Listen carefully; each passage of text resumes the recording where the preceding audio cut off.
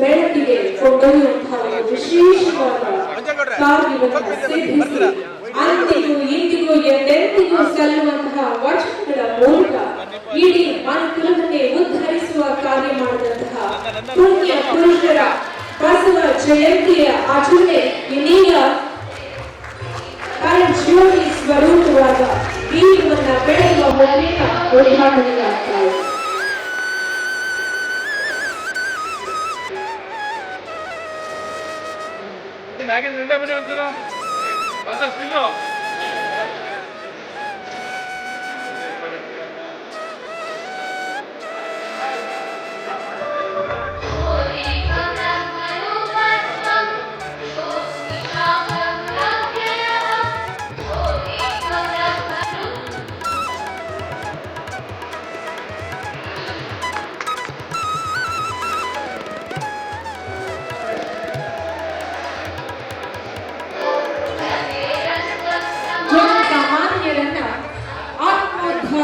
ಹಾದಿಯಲ್ಲಿ ಕೊಂಡೊಯ್ದಂತಹ ಪುಣ್ಯ ಪುರುಷರ ಜಯಂತಿಯ ಆಚರಣೆಯ ಈ ಸಂದರ್ಭದಲ್ಲಿ ದೀಪವನ್ನ ಬೆಳಗ್ಗೆ ಕಾರ್ಯಕ್ರಮವನ್ನು ಉದ್ಘಾಟಿಸಿದ್ದಾಗಿದೆ.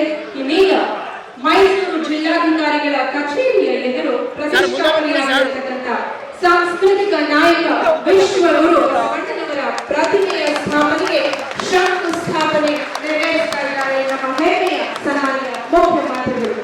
ಈ ಸೂಕ್ಷ್ಮತೆಗೆ ತಮ್ಮೆಲ್ಲರ ಜೋರಾದ ಸಾಕ್ಷಿಯಾಗಬೇಕು ಎಂದು ಕೇಳಿಕೊಳ್ತಾರೆ.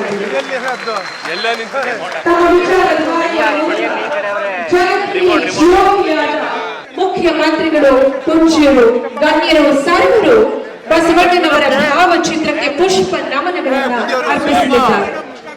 12ನೇ ಶತಮಾನದಲ್ಲಿ ಕಾಯಕ ಜೀವನವನ್ನು ಮೂಡಿಸಿ ಕಾಯಕವೇ ಕೈಲಾಸವೆಂಬ ಸಿದ್ಧಾಂತದ ಪರಿಕಲ್ಪನೆಯನ್ನು ಸರ್ವ ಸಮಾನತೆಯ ಸತ್ ಸಮಾಜ ನಿರ್ಮಾಣ ಬಯಸಿದಂತಹ ಮೊದಲ ಕಾಯಕ ಸಂಘಟಕರು ವಿಶ್ವಗುರು ಬಸವಣ್ಣನವರ ಭಾವಚಿತ್ರಕ್ಕೆ ಇದೀಗ ಗಣ್ಯಮಾನ್ಯರೆಲ್ಲರೂ ಕೂಡ ಪುಷ್ಪ ನಮನಗಳನ್ನ ಅರ್ಪಿಸ್ತಾ ಇದ್ದಾರೆ.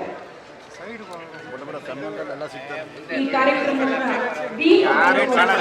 ಉದ್ಘಾಟಿಸಿ ಬಸವಣ್ಣನವರ ಪುತ್ಥಳಿಯ ಪ್ರತಿಷ್ಠಾಪನೆಗೆ ಶಂಕುಸ್ಥಾಪನೆಯನ್ನ ನೆರವೇರಿಸಿ